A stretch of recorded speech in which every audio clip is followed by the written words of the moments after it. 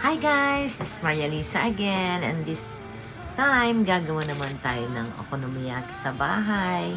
Yan, nagluluto yung anak ko, gumagawa siya ng okonomiyaki, nilagyan niya ng baboy, and ayan, kung ano-ano yung nilagay niya dyan.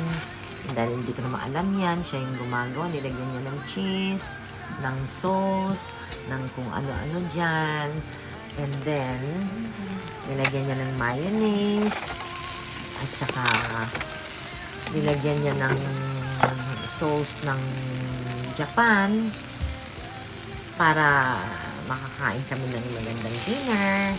At siya naman ang nag-prepare ngayon dahil tapos na ako naglinis ng bahay at lahat. And ayan, sarap-sarap ng kain ko. So guys, kain tayo and enjoy watching. Thank you always, and with my red one.